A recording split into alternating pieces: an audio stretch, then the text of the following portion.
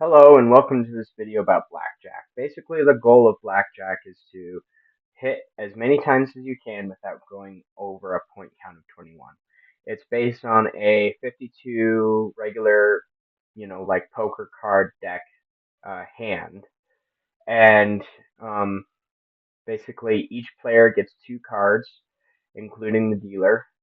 And the dealer has to hit when it's under 16, but when it's 17 or higher, the dealer stays, and you get to hit um, until you get to over 21, and you can no longer hit. So the card values are 2 to 10 regular cards, and then jacks, queens, and kings are all equal to 11, and aces are equal to 1 in this game. And then basically, whoever has the best points in the end, who hasn't gone over 21, wins the game. Okay, and then I'll show you how we were actually able to simulate blackjack through Python. Okay, we'll start from the top here. Print info. That will greet the user, and it will give you the option to start playing, and it will say, please select an option. And then it will print menu. It'll import an amount. Your amount is actually what your doubloons are, so that's your betting currency, essentially. It'll display that after each round. It will say, okay, so if you've chosen something here, if you've chosen 1, it will change that bet to that amount that you've chosen, and it will input the user choice and the amount.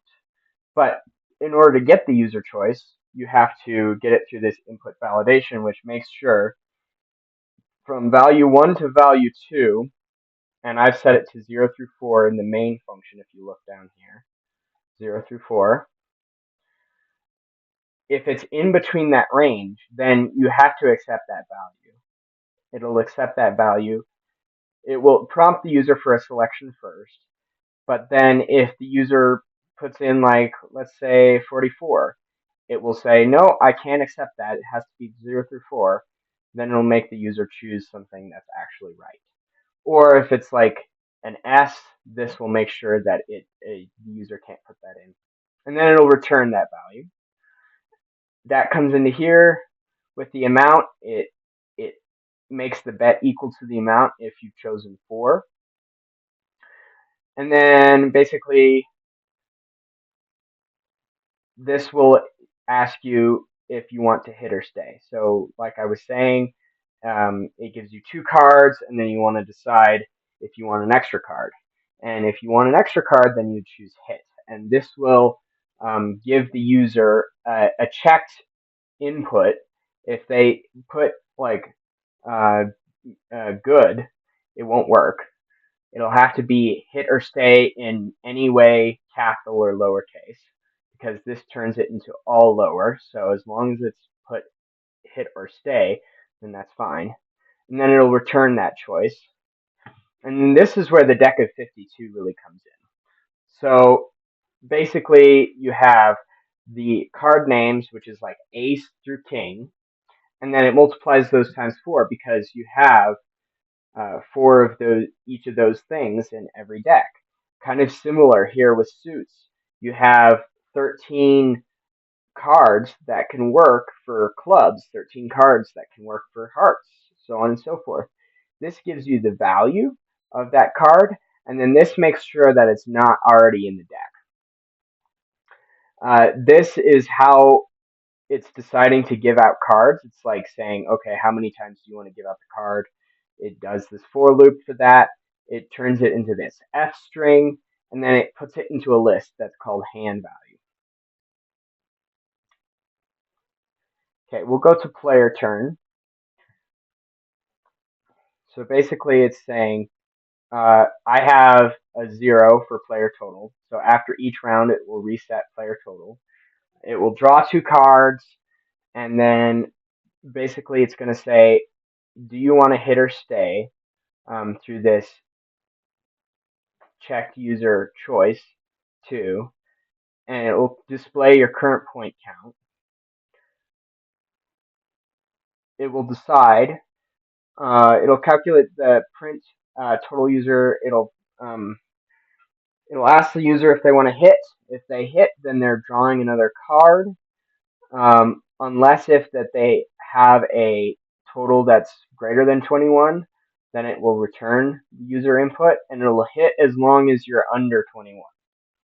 It'll allow you to hit as long as you're under 21. Of course, unless if you hit stay, unless if you put stay as the option, then you'll stop the loop. Then we'll go over to something called the dealer turn. It will put 2 cards into the dealer's hand, and then that will trigger as many times as the dealer total is less than 17, and that the player's total is less than, greater than or equal, less than or equal to 21. So this basically makes sure that the dealer isn't going to keep drawing after they get a sum of 21. By the way, that's also what this was doing here. It was summing the point total. Actually, this was summing the point total of the cards. So yeah. And then after that, we'll have something called resolve result. It'll take what bet you have, what your initial doubloon count is for each turn, and the player total's turn and the dealer total's turn for each round. It'll decide who's won and who's lost, and if you won, you get twice your bet amount, and then if you lose, you just lose what you bet. Then this main function is what puts it all together. This is it saying it prints out info. This is it saying that it wants the menu, and then it says the input. This will loop for as long as user choice is not equal to 0. So as long as your input, like here in this selection, is not 0, basically as long as you want to keep playing, or when you run out of money, it'll automatically set it to stop. Yeah, and it'll keep looping until you want to stop, or you've run out of money.